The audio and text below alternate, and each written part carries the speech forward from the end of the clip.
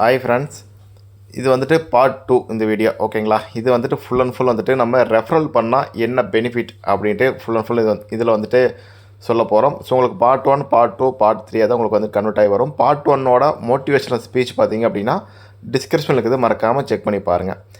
ஏன்னா இந்த பிட்காயின் வேலை நீங்கள் வந்துட்டு ஃபுல் அண்ட் ஃபுல் வந்துட்டு ஹை ரிஸ்க் எதுவுமே கிடையாது. எல்லாமே ரிஸ்க் இல்லாத ப்ராஜெக்ட் தான். நீங்கள் ஒரு பினான்ஸில் போயிட்டோ ஒரு பேங்க்கில் போய்ட்டு முதலீடு பண்ணுறீங்களோ டெபாசிட் பண்ணுறீங்களோ அந்த மாதிரி வந்துட்டு பிட்காயின் வேலை நீங்கள் வந்துட்டு தாராளமாக டெபாசிட் பண்ணி நீங்கள் சம்பாதிக்கலாம். மாதம் 4% கிடைச்சாலும் உங்களுக்கு ஸ்டாண்டர்டாக இன்கம் வரப்போகுது.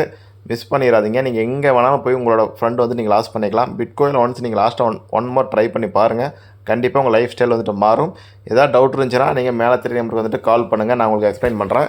இப்போ நீங்கள் பிட்காயின் வேலை சப்போஸ் 1 lakh பண்ணிவிட்டு மாதம் 4000 சம்பாரிச்சிட்டு இருக்கிறீங்க அப்படின்னா, இப்போ நீங்கள் யாராச்சும் ரெஃபரல் பண்ணணும் அப்படின்னா என்ன பண்ணணும், எப்படி பண்ணுனா நம்ம வந்துட்டு மாதம் 1 லட்ச ரூபாய்க்கு மேலே ஈஸியாக சம்பாதிக்க முடியும் அப்படின்ட்டு இந்த வீடியோ தெளிவாக பார்க்கலாம். வீடியோ வந்துட்டு ஸ்கிப் பண்ணாமல் ஃபுல்லாக பாருங்கள். அப்போ தான் வந்துட்டு என்ன சொல்ல வரான்னு உங்களுக்கு புரியும். ஏதாச்சும் டவுட் இருந்துச்சு அப்படின்னா மேலே தெரியாமல் வந்துட்டு கால் பண்ணுங்கள். இப்போ வாங்க வீடியோக்குள்ளே போகலாம். இன்னைக்கு நம்ம இதை மட்டும் அச்சீவ் பண்ணி தான் இங்கே இருக்கோம், கரெக்டுங்களா? ஸோ இதை தாண்டி நம்மளுக்கு இங்கேருந்து ஒரு ப்ரொமோஷன் நம்ம அடுத்து சீனியர் பிசினஸ் டெவலப்மெண்ட் மேனேஜர் அப்படிங்கிற ஒரு கேட்டகரி இருக்குது. ஸோ அந்த ஒரு விஷயத்தில் நம்ம இங்கே வரும்போது நம்மளுக்கு சேம் அதே தான், 5% ஒன் டைம் இன்சென்டிவ், 1% ராயல்டி. ஆனால் இங்கே ஒரு ஸ்பெஷல் இருக்குங்க. இந்த இடத்த நீங்கள் ரீச் பண்ணும்போது கம்பெனியோட எம்ப்ளாய் ஆயிடுறீங்க. என்ன சார் ஆகிறீங்க?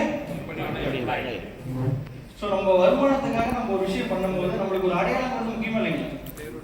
அப்போ உறுதிப்படுத்தப்பட்ட ஒரு அடையாளம் உங்களுக்கு கிடைக்குது. ஸோ அந்த எம்ப்ளாய் ஆகும்போது உங்களுக்கு 25,000 சேலரி கிடைக்குது. இந்த 25,000 சேலரி அச்சீவ் பண்ணணும்னு எத்தனை பேருக்கு சார் இங்கே கோல் ஆசை இருக்கு? மற்றவங்களுக்கா இல்லைங்களா? கை தூக்குறது கூட நம்மளுக்கு வந்து கஷ்டமாக தான். 100 கோடி எப்படி சார் தூக்கி போக முடியும்? அங்க பாருங்க, 2 பேர் 2 கேட்டு வர பாருங்க சார். இதெல்லாம் எனக்கு பத்தாதீங்க அப்படின்னு சொல்லிட்டு எனர்ஜி இருக்கும் சார். லைஃப்ல எனர்ஜி இருந்தா தான் சில விஷயத்தை அச்சீவ் பண்ண முடியும். ஓகேங்களா? ஏன்னா வெளியே இருக்கிறது நம்மளுக்கு நிறைய டிஃபரன்ஸ் இருக்கு. இங்க வந்திருக்கீங்க, லேர்ன் பண்ணிக்கணும்னு ஆசைப்படுறீங்க, நம்மளுக்கு அச்சீவ்மெண்ட் வேணும் அப்படின்னா எனர்ஜி ஃபர்ஸ்ட் வேணும். 25,000 சேலரியில் இருக்கக்கூடிய சீனியர் பிடிஎம் அப்படிங்கிற ப்ரொமோஷன் எல்லாத்துக்கும் வேணுமா sir? Sir yes or no? Yes or no? Yes or no? எனர்ஜியே இருக்குங்க, அப்புறம் ஜாலியா இருக்கும். சோ அப்போ இந்த இடத்துல இருந்து உங்களுக்கு நெக்ஸ்ட் ஒரு ப்ரொமோஷன் அப்படிங்கிறது டெப்டி மேனேஜர். சோ இந்த டெப்டி மேனேஜர் அப்படிங்கிற ஒரு போஸ்டிங் டெசிக்னேஷன் நீங்க போகும்போது உங்களுக்கு என்ன கிடைக்குதுங்க? சேம் அதே தான். ஒன்றும் அதிகமாக நான் கொடுத்துட மாட்டோம். புதுசாக நான் எக்ஸ்பெக்ட் பண்ணி பார்க்க வேணாம். சேம் அதே 5% டேரக்ட்னு சொல்லி 1% எவ்ரி மந்த் ராயல்டி. நீங்கள் பண்ண ஒர்க் மந்த் 1% ராயல்டி வந்துகிட்டே இருக்கும். ஆனால் இங்கே ஒரு ஸ்பெஷல், நீங்கள் ஒரு டெசிக்னேஷன் அச்சீவ் பண்ணதுனால 50,000 ரூபா உங்களுக்கு உங்களோட சேலரியில்.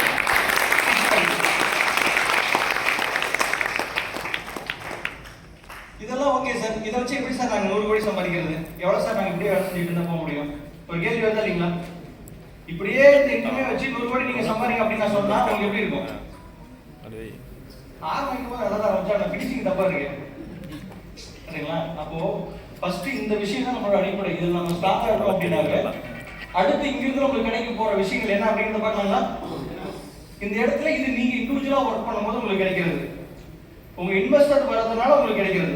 இப்போ நீங்கள் ஒரு பிடிஎம் நீங்கள் இங்கே அப்பாயின்மெண்ட் பண்ணுறதுக்கான ஒரு ஆப்பர்ச்சுனிட்டி இருக்குது, கரெக்டுங்களா சார்? அந்த விஷயம் தெரியுங்களா எல்லாத்துக்கும்? இன்வெஸ்டர் அப்பாயின்மெண்ட் பண்றத தாண்டி நீங்க பிடிஎம்சியும் சீனியர் பிடிஎம்சியும் டெப்டி மேனேஜர் உங்களுக்கு இல்ல டைரக்டா ஃபர்ஸ்ட் ஜெனரேஷன்ல அப்பாயின்மெண்ட் பண்ணிக்கலாம். அப்படி நீங்க அவங்க அப்பாயின்மெண்ட் பண்ணும்போது ஒரு டீம் ஆபரேஷன் பிளான் உங்களுக்கு இங்க ரெடியா இருக்கு. சோ என்ன அப்படின்னா, நீங்க பிசினஸ் டெவலப்மெண்ட் மேனேஜரா இருக்கும்போது நீங்க டைரக்டா ஒரு பிசினஸ் டெவலப்மெண்ட் மேனேஜரா உங்ககிட்ட கிரியேட் பண்ணும்போது அவரு எடுக்கிற பிசினஸ்ல இருந்து உங்களுக்கு 1% டைரக்ட் இன்சென்டிவ், 0.2% மந்த்லி ராயல்டி கிடைக்குது. யார் எடுக்கிற பிசினஸ் இருந்து சார்? நம்ம கிரியேட் பண்ண பிடிஎம்ல இருந்து. இதுக்கு முன்னாடி கிடைச்ச விஷயம் யாருக்கு கிடைச்ச விஷயம்? அது நீங்க பண்ண ஒர்க்கு கிடைக்கிற விஷயம். இது நம்ம கிரியேட் பண்ண பிடிஎம் பண்றக்கூடிய ஒர்க்ல நமக்கு கிடைக்கிற விஷயம். அப்ப நீங்க பிசினஸ் டெவலப்மெண்ட் மேனேஜரா இருக்கீங்க. நீங்க கொண்டு வந்து ஒரு பிசினஸ் டெவலப்மெண்ட் மேனேஜரா இருப்பாரு. மேபி கம்பெனியோட அந்த பேசிக் கண்டிஷன்ஸ் என்னன்னு நம்ம பின்னாடி சொல்றோம். அந்த கண்டிஷனை முடிச்சா அவர் சீனியர் பிடிஎம் கூட ஆகலாம்ல. அப்ப அவர் சீனியர் பிடிஎம் ஆயிட்டாரு, உங்களுக்குள்ள அந்த பிடிஎம் சீனியர் பிடிஎம் ஆயிட்டாரும். அப்ப உங்க ப்ரொமோஷன் அவருக்கு கீழே இருந்தாலும் உங்களுக்கு டைரக்ட் இன்சென்டிவ் ராயல்டி கிடைச்சிட்டே இருக்கும். இது நல்ல விஷயம் இல்லைங்களா சார்? எப்பயுமே ஒரு ப்ரொமோஷன் உங்ககிட்ட இருக்கீங்க, முன்னாடி போயிட்டீங்கன்னா உங்களுக்கு ஸ்டாப் ஆகும்ல, அந்த விஷயங்கள்லாம் எனக்கு கிடையாது, உங்களுக்கு கிடைச்சிட்டு இருக்கும். இந்த சீனியர் பிடிஎம் டெப்டி மேனேஜர் ஆகிறாரு. டெப்டி மேனேஜர் ஆகிறது என்ன சார் வேணும்? 3 2 சீனியர் பிடிஎம். ஸோ நிறைய பேருக்கு விஷயம் வந்து தெளிவாக தெரிஞ்சிருக்கு. அப்போ நான் கம்மியாக சொன்னாவே போதும் வேண்டி. ஸோ டெப்டி மேனேஜர் அப்படிங்கிறவர் இந்த சீனியர் பிடிஎம் அவரோட பேசிக் சேல்ஸ் கண்டிஷன்ஸ்லாம் முடிச்சு அவருக்கான அந்த விஷயத்தை பண்ணும்போது டெப்டி மேனேஜர் ஆகாது. அப்பயும் அவருக்கு வந்து உங்களுக்கு கிடைச்சிட்டு இருக்கும் சேம் அதே பர்சன்டேஜ். இந்த விஷயங்கள் வந்து நீங்க ஒர்க் பண்றதுல இல்ல, உங்க டீம் ஒர்க் பண்றது உங்களுக்கு கிடைக்குது. ஓகேங்களா? சோ இதே நீங்க சீனியர் பிடிஎம் ஆயிட்டீங்க. இப்போ நீங்க பிடிஎம் இருக்கப்ப இந்த ஸ்லாப் ஓகே. இதே நீங்க சீனியர் பிடிஎம் ஆயாச்சு அப்படின்னா உங்களுக்கு அங்க இருந்து என்ன கிடைக்கும்? நீங்க சீனியர் பிடிஎம்மா கன்சிடர் பண்ணிக்கங்க. இப்போ இருக்கக்கூடிய பிடிஎம் எல்லாமே சீனியர் பிடிஎம் ஆகிறது எப்படிங்கிறத நான் பின்னாடி சொல்றேன். ஆனா சீனியர் பிடிஎம் இருக்குங்கிறீங்க, இருக்கிறோம் அப்படிங்கிறத கன்சிடர் பண்ணிக்கோங்க. அப்போ உங்களுக்கு கீழே ஒரு பிடிஎம் இருந்தார் அப்படின்னா உங்களுக்கு அங்க கிடைக்கக்கூடியது 2% டேரக்ட் இன்சென்டிவ். எவ்வளவு தான் கிடைக்குது? 2%. சோ முன்னாடி 1 இருந்து இப்போ 2 மாறியாச்சு. 0.25% ராயல்டி. இதே மாதிரி உங்ககிட்ட இருக்கக்கூடிய direct பிடிஎம், senior BDM, deputy manager உங்களுக்கு கிடைக்கக்கூடிய கமிஷன். ஓகேங்களா? இப்போ நீங்க டெப்டி மேனேஜர் ஆயாச்சுன்னு வச்சுக்கலாம். ஓகேங்களா? டெப்டி மேனேஜர் ஆகணுங்கிறது ஆசையா இல்லைங்களா? டெப்டி மேனேஜர் ஆயிட்டீங்க அப்படின்னா அந்த இடத்துல உங்க கிட்ட டைரக்டா இருக்கக்கூடிய பிடிஎம் எடுக்கிற சேல் வந்து உங்களுக்கு என்ன ஆகுது சார்? 3% தான் இருக்கு. நீங்க டெப்டி மேனேஜரா ஆயிட்டவே போதும். உங்களுக்கு கீழ இருக்க பிடிஎம் ஃபர்ஸ்ட் எடுக்கும்போது, நீங்க பிடிஎம் இருக்கும்போது பிடிஎம் எடுக்கும்போது 1% தான் கிடைச்சது. நீங்க சீனியர் பிடிஎம் இருக்கும்போது உங்களுக்கு கீழ இருக்க பிடிஎம் எடுக்கும்போது 2% தான் கிடைச்சது. இப்போ நீங்க டெப்டி மேனேஜர் ஆனோனே சேம் அதே பிடிஎம் எடுக்கும்போது எவ்வளவு சார் கிடைக்குது? 3%. அப்போ உங்களோட டெசிக்னேஷனை நீங்க இன்கிரீஸ் பண்ணிக்கணுமா அப்படியே இருக்கணுங்களா? இன்கிரீஸ் பண்ணிக்கணும். சோ அப்போ இதே மாதிரி உங்களுக்கு கீழ பிடிஎம், சீனியர் பிடிஎம், டெப்டி மேனேஜர் வரும்போது சேமா உங்களுக்கு 3%, 0.3% கிடைக்குது. இதெல்லாம் ஓகே தானே சார்? ஓகே. சோ இந்த இடத்துல எப்படி சார் இந்த ப்ரொமோஷன் நம்ம அச்சீவ் பண்றது? இப்போ சொல்லியாச்சு பிடிஎம், சீனியர் பிடிஎம், டெப்டி மேனேஜரா நீங்க எல்லாம் ஆக போறீங்க. ஆகணும்னா இந்த விஷயங்கள்லாம் உங்களுக்கு கையில கிடைக்கும் அப்படிங்க. அப்ப அது எப்படி ஆகுது அப்படின்னா,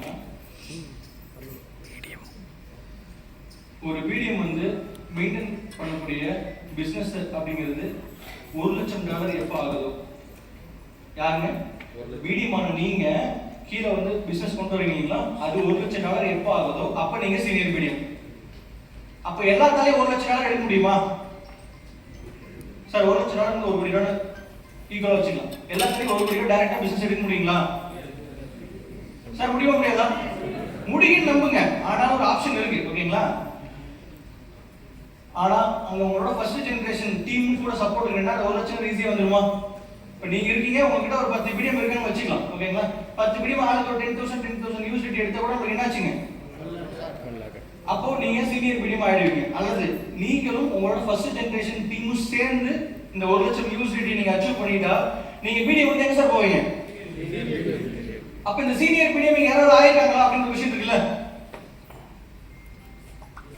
சார்? அவங்க சொல்ற விஷயம் பிராக்டிகல் பொருந்தும். ஃபர்ஸ்ட் ஆயிருக்காங்க. ஓகேங்களா? சோ 20+ பீப்புள்ஸ் சீனியர் பிடிஎம் அப்படிங்கிற விஷயத்தை ஷார்ட் டைம்ல நீங்க நம்ம கூட அச்சீவ் பண்ணிருக்காங்க. இந்த விஷயம்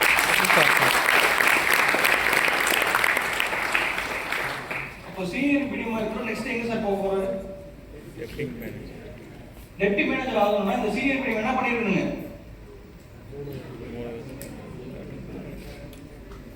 அவர் கீழ 2 சீனியர் பிடிஎம் டைரக்டா அவரோட ஃபர்ஸ்ட் ஜெனரேஷன்ல கொண்டு வந்திருக்கணும். ஓகேங்களா? சோ அப்படி டைரக்டா ஒரு 2 சீனியர் பிடிஎம் அப்பாயிண்ட் பண்ணா அவருக்கு போகக்கூடிய ப்ரொமோஷன் என்னதுங்க? Deputy manager. இப்போ இதெல்லாம் இவ்வளவு சேல்ஸ் எடுத்து போகிறது ரொம்ப கஷ்டமா நமக்கு ஃபீல் ஆகிற மாதிரி தான் நமக்கு இருக்கும். சிம்பிளான ஒரு கால்குலேஷன் ஒர்க் அவுட் பண்ணா இந்த விஷயங்கள் சாத்தியம் அப்படிங்கிறது நம்மளுக்கு இருக்கு. அது சிம்பிளா எப்படி கால்குலேட் பண்றது அப்படிங்கிறத நான் உங்களுக்கு பின்னாடி இப்போ கைட் பண்றோம். ஃபர்ஸ்ட் நம்ம இந்த அச்சீவ்மெண்ட் எப்படி எடுத்து ரேங்க் போறது அப்படிங்கிறத பார்க்கும்போது டெப்டி மேனேஜர் நீங்க ஆயாச்சு. நம்ம கிட்ட நம்ம ஒர்க் பண்றதுக்கு இன்கம் கிடைக்குது. நம்மளோட first generation BDM, senior BDM, deputy manager work பண்றதுக்கு இன்கம் கிடைக்குது. அதை தாண்டி தான் இருக்கா sir second generation, third generation, fourth, fifth இப்படி தான் இருக்குங்களா சார்? நம்ம கிட்ட நம்ம கொண்டுட்டு வரக்கூடிய நம்ம உழைப்பு போடக்கூடிய டீம் ஒர்க் பண்றது நம்மளுக்கு இருக்கு. அவங்க ஒர்க் பண்றதுக்கு நம்மளுக்கு எதாவது இருக்கா? அது இருக்கு அப்படிங்கிறது தான் இங்க. ஓகேங்களா? சோ அதுக்கு நம்ம என்ன பண்ணிருக்கணும் அப்படின்னா, டெப்டி மேனேஜரா ப்ரோமோட் ஆன நீங்க உங்களுக்கு கீழே டைரக்டா 2 டெப்டி மேனேஜர்ஸா நீங்க கொண்டு வந்தாவே நீங்க என்ன சார் ஆயிரீங்க?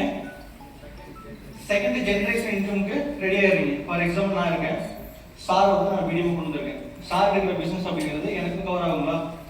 நான் பிடிஎம் ஆகியாச்சு, சீனியர் பிடிஎம் ஆகியாச்சு, டெப்டி மேனேஜர் ஆகியாச்சு.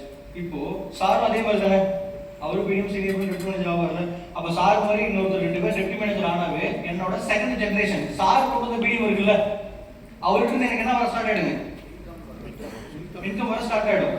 அப்போ நீங்க ஃபார் எக்ஸாம்பிள் $1,00,000 எர்ன் பண்ணிட்டு இருக்கீங்கன்னா உங்க செகண்ட் ஜெனரேஷனுக்கு ஒரு பிசினஸ் வால்யூம் இருக்கும் இல்லைங்களா, அது இமிடியேட்டா 2 lakhs மாறிடும். அப்போ நீங்க டைரக்டா டிராவல் பண்ணிட்டு இருக்க ஒரு விஷயத்தை தாண்டி டீமை டிராவல் பண்ண வைக்கிறதுக்கான ஒரு மோடு நம்ம இங்க எடுக்கணும். எதுக்காக சார் எடுக்கணும்? நம்மளோட 100 crores அப்படிங்கிற ஒரு அச்சீவ்மெண்ட்டை ரீச் பண்ணணும்னா. சார் எதுவுமே வேலை செஞ்சா கிடைக்கும், சும்மா கிடைக்குமா? ஆரம்பிக்கும் 100 crores கிடைக்கும் சொல்றீங்க, ரொம்ப ஜாலியா இருக்குது. என்ன சார் வேலை செய்ய சொல்றீங்க? அதனால சிம்பிளா இந்த விஷயத்தை எப்படி பண்றது அப்படிங்கறத இங்க பார்க்கணும். ஸோ அப்போ இந்த டெப்டி மேனேஜர்ஸ் ஈச் 2 டெப்டி மேனேஜரை கொண்டுட்டு வந்துட்டே இருக்கும்போது நம்மளுக்கு 3rd 4th 5th அப்படிங்கிற ஜென்ரேஷன் ஓப்பன் ஆயிடுது. ஓகேங்களா? அப்போ இந்த விஷயத்தெல்லாம் பண்ணும்போது ஒரு பேசிக் சேல்ஸ் கம்பெனி கிட்ட எக்ஸ்பெக்ட் பண்றோம். பேசிக் சேல்ஸ் எக்ஸ்பெக்ட் பண்றது நல்ல விஷயமா கெட்ட விஷயங்களா? ஏன்னா ஒரு கம்பெனி அப்படிங்கிறது ஒரு சிஸ்டம் கிரியேட் பண்ணி போகும்போது ஒரு கண்டினியூ ஃப்ளோ இன் அவுட் அப்படிங்கிறது கிராஜுவலா இருந்தால் தான் அது நெக்ஸ்ட் லெவலில் ஃபாஸ்ட்டாக க்ரோ ஆக முடியும். அதுக்கு நம்ம சிம்பிளாக ஒரு பேசிக் கண்டிஷன் வச்சாச்சு. ஸோ அதோட மீடியம் அப்படிங்கிறது பார்த்தீங்கன்னா 10,000 unit business volume every 3 months பண்ணிட்டே இருக்கணுங்க. சார் 10,000 அப்படிங்கிறது ஐநூறு ஒரு 9 லட்சம் வருங்களா? 9 லட்சம் ஒரு பிசினஸ் வால்யூம் 3 மாசம் எடுக்கிறது கஷ்டமா இருக்கா ஈஸியா இருக்குமா சார் உங்களுக்கு?